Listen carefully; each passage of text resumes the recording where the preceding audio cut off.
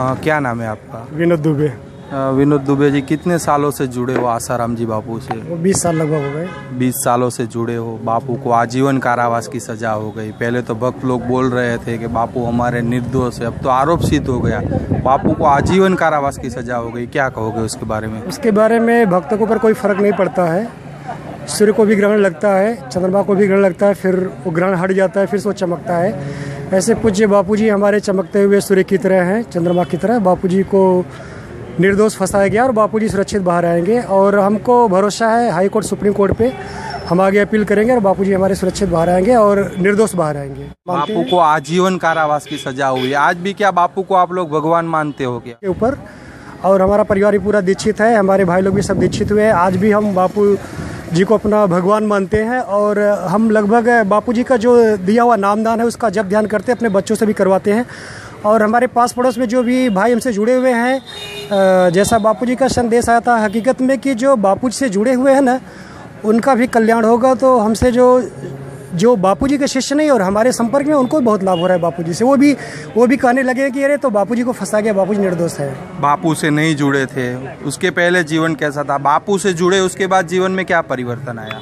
बापू जी से जब नहीं जुड़े थे हमारे पास बहुत धन दौलत था, और लेकिन हमारी प्रवृत्तियाँ अच्छी नहीं थी, हमारे विचार अच्छे नहीं थे, हमारे व्यवहार अच्छे नहीं थे। लेकिन बापू जी जुड़ने के बाद भले हमारे जीवन में सुख शांति आई, और जैसे धीरे धीरे आध्यात्मिक शांति तो बढ़ी, लेकिन लौकिक शांति भी हमारे घर में बढ़ने लगी, और बहुत आज आनंद मंगल है हमारे परिवार में। आप इतने सालों से जा रहे हो तो वहाँ क्या सीखने को मिला? आसाराम जी बापू आश्रम के अंदर क्या होता है?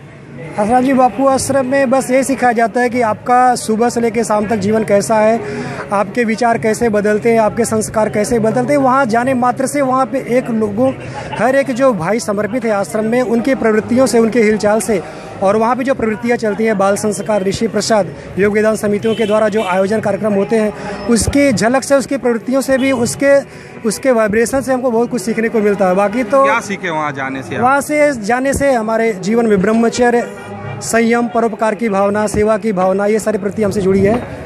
और हम ये सेवा कार्य अपने विस्तार में करते, गरीब विस्तारों में भी। हम लोग गर्मी के समय में काफ़ी आदिवासी इलाके में जाके ककड़ी की सेवा, पलाश के शरबत की सेवा, ऐसा हम लोगों ने की।